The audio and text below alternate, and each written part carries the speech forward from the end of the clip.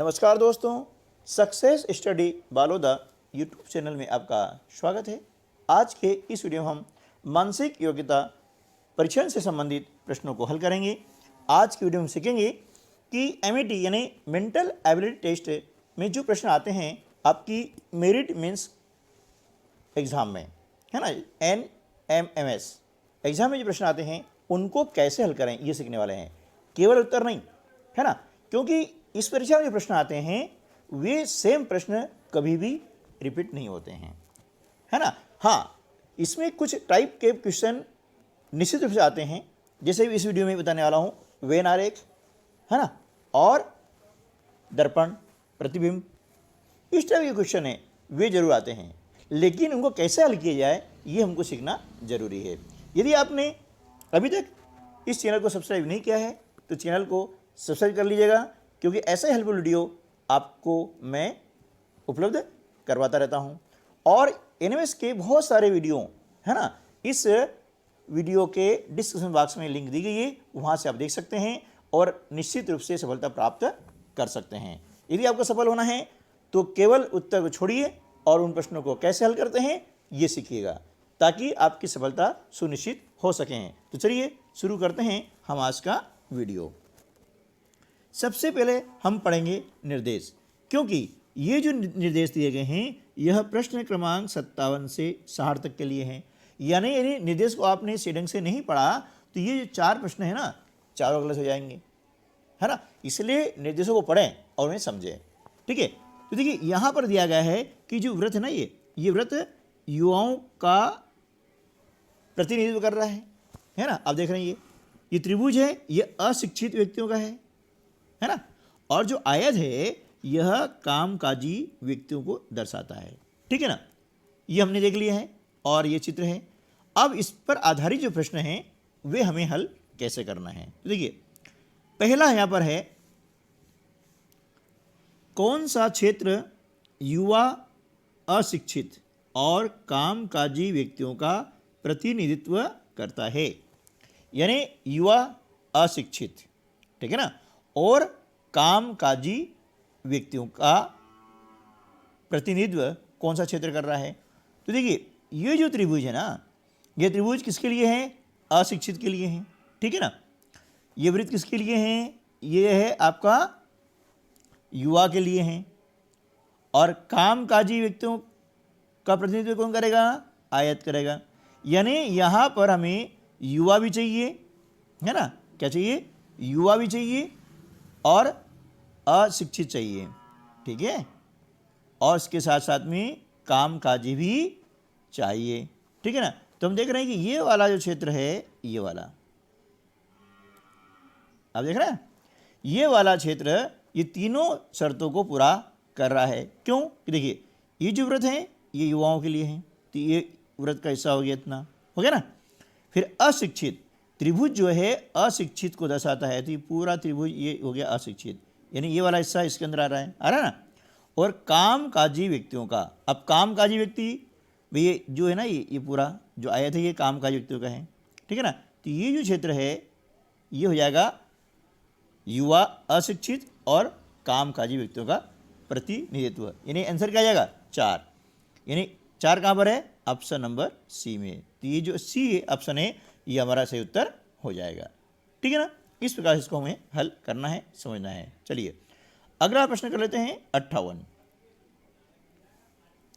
कौन सा क्षेत्र शिक्षित, कामकाजी और युवाओं को दर्शाता है ना। देखिए शिक्षित, अब हम देखते हैं यहां पर शिक्षित, कामकाजी और युवा दिखाना हमको है ना। तो देखिए अब जो त्रिभुज है ना ये किनका है, अशिक्षित का है, यानी ये त्रिभुज वाली संख्या जो गायब हो गई है, इसका उपयोग करना ही नहीं है। अब हमारे पास में बचा क्या है, 1 और 2 बचा हुआ है, ठीक है ना। तो अब देखिए कि कामकाजी कौन है, ये जो आयत है ये कामकाजी युवाओं का है, ठीक है ना। आयत किनका है, कामकाजी का है। तो हमसे कहा गया है शिक्षित और कामकाजी, यानी वो कौन हो रहा है, 2 हो रहा है, ठीक है ना। तो आंसर जो है हमारा 2 कहाँ पर है, देख लेंगे अपन कि 2 हमारा ऑप्शन नंबर ए में है, इसलिए ऑप्शन ए जो है हमारा सही जवाब हो जाएगा। क्लियर। चलिए, अब तीसरा जो प्रश्न है, मतलब प्रश्न क्रमांक 59, वो पढ़ लेते हैं। कौन सा क्षेत्र शिक्षित युवा, है ना, शिक्षित युवा और बेरोजगार व्यक्तियों का प्रतिनिधित्व करता है? देखिए, शिक्षित, अब ये जो त्रिभुज है ना, ये अशिक्षित के लिए है, तो इससे जो बाहर है ये हो गए क्या, शिक्षित हो गए हैं, हो गए ना। और ये कामकाजी का है, इससे बाहर क्या हो जाएगा, बेरोजगार हो जाएगा। तो ये क्या आ रहा है, एक आ रहा है, इन दोनों से बाहर है, यानी यहाँ पर एक हमारा जो है वह सही उत्तर हो जाएगा। तो हमें देखना होगा कि एक जो है किस ऑप्शन में है। तो हम देख रहे हैं कि एक जो है ऑप्शन नंबर सी में है, इसलिए option number C is our correct answer. ठीक है ना। चलिए, अब हम देख लेते हैं प्रश्न क्रमांक 60।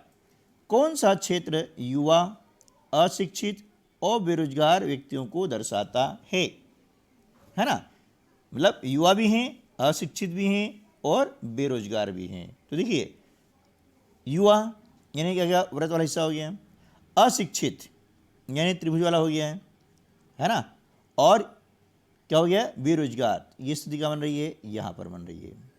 ठीक है ना, कि ये व्रत जो है युवाओं का है, त्रिभुज किसका है, ये अशिक्षित का है, ये आयत कामकाजी का है, तो कामकाजी जो नहीं है वो क्या हो गए, बेरोजगार। तो बेरोजगार कितने हो गए, ये 3 हो गए, ये अशिक्षित भी हैं, बेरोजगार भी हैं और युवा भी हैं, इसलिए 3 जो है हमारा सही उत्तर हो जाएगा। और 3 आ रहा है आपका ऑप्शन नंबर डी में, तो option number D is correct answer. ठीक है, इस प्रकार के जो प्रश्न आते हैं, यूएन आर से संबंधित प्रश्न होते हैं, इनको आप थोड़ा सा ध्यान दीजिएगा, और ये प्रश्न आपको एग्जाम में आते ही रहते हैं। ठीक है ना। चलिए, एक यूएन आर का और भी प्रश्न आता है, इस टाइप का आता है, वो भी समझ लेंगे कि कैसे उनको हल करना है। तो देखिए, यहाँ पर सबसे पहले हम पढ़ेंगे निर्देश, क्योंकि ये निर्देश प्रश्न क्रमांक 61 से 64 तक के लिए लागू होंगे, यानी 4 क्वेश्चन।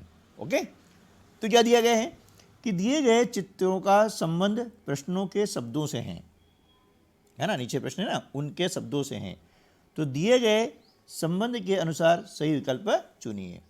अब क्या दिया है ये पता नहीं है, सिर्फ आपको दिए गए चित्र और नीचे दिए गए शब्द। चलिए देखते हैं।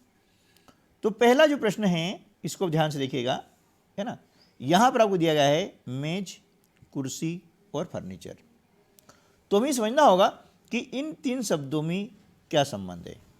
क्लियर, जब तक इनका हम संबंध नहीं समझेंगे तो इसमें से सही उत्तर हम दे नहीं पाएंगे। ओके, देखिए, तो हम देख रहे हैं कि ये जो मेज, कुर्सी और फर्नीचर है ना, ये 3 चीज़ें हैं।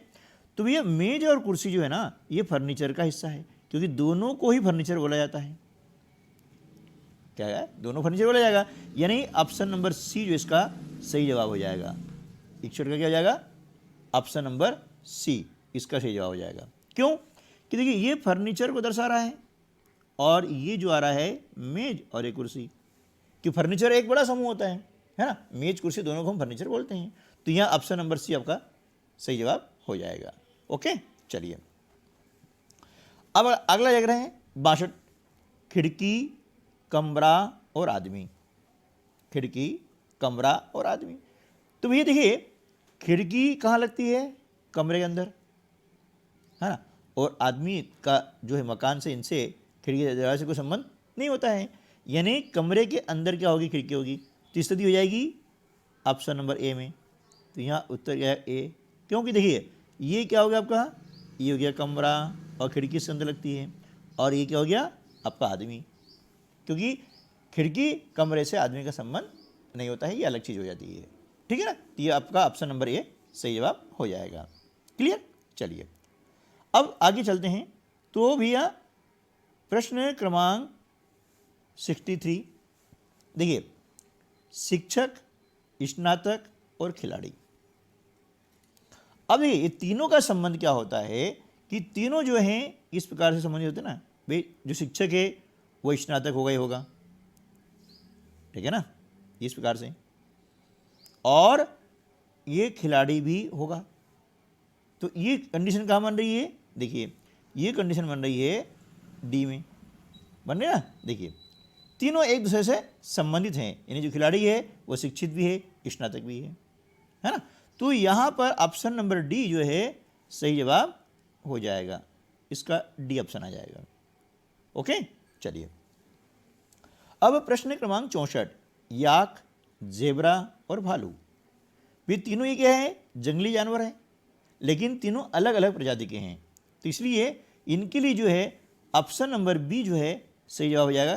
देखिए ये तीनों अलग अलग हैं, है ना, याक है, भालू है, जेबरा है, तीनों अलग हैं, तो तीनों का आपस में कोई संबंध नहीं है, इसलिए ऑप्शन नंबर बी जो है यहाँ पर इसका सही जवाब हो जाएगा। ठीक है दोस्तों, उम्मीद है कि इस वीडियो से आपने कुछ न कुछ नया जरूर सीखा होगा। यदि सीखा है तो वीडियो को लाइक कीजिएगा, अपने अन्य दोस्तों को शेयर कीजिएगा कि भैया परसों एग्जाम होने वाली है तो कुछ उनको भी लाभ मिल जाएगा। और निश्चिंत रहिए, आपको सफल होना ही है। बेस्ट ऑफ लक, मिलते हैं अगली वीडियो में, तब तक के लिए नमस्कार, जय हिंद।